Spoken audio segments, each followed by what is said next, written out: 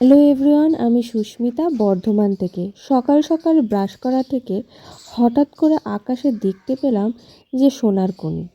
সোনার এত দাম, তাই আকাশে সোনার খনি ঝলমল করছে। সেখান থেকেই সোনা আনতে যাব।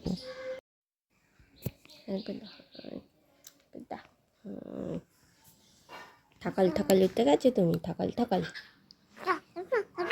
আমি আমি তা খাবো, এখন তা খাবো, আমি নেবো, তাই না? আমি তা খাবো। হাই করে দাও, হাই।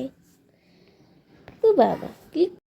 তারপর এখানে অনেকগুলো মুদিখানার মাল আনতে হবে, মাসকাবাড়ি কিছু মাল আনা হয়েছিল, আর কিছু শেষ হয়ে গেছে, তাই সেটারই লিস্ট করছিলাম বসে বসে।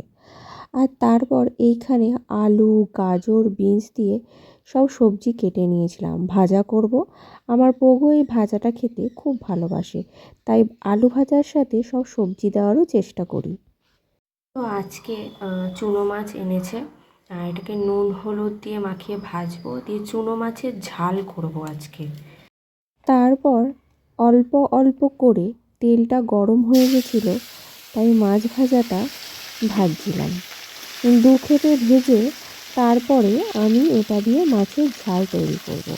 আর সকালবেলা অনেক রান্না থাকে, মাথায় শ্যাম্পু করে এলাম।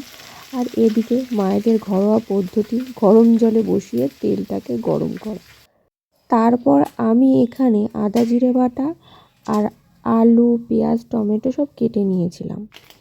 দেখুন এখানে মাছ ভাজাটা কমপ্লিট। আমি আমার জন্য অল্প একটু মাছ ভাজাও রেখেছিলাম খাবো বলে। তারপর এই দেখো এখানে সব টমেটো, আলু, পেঁয়াজ ভেজে নিচ্ছি। এটা ভালো করে ভাজা ভাজা হয়ে গেলে এর মধ্যে মশলা দিয়ে দিয়েছি। তারপরে জল দিয়ে দেবো, যেহেতু এটা ভাজা হয়ে গেছে। তারপরে ভেজে রাখা চুনো মাছগুলোকে এর মধ্যে দিয়ে দেবো।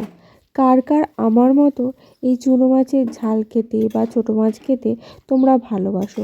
পুঁটি মাছের ঝালও কিন্তু খেতে ভালোবাসে, কিন্তু আমার বর যখনই আমাকে জব্দ করতে চায় তখনই নিয়ে আসে চুনো মাছ।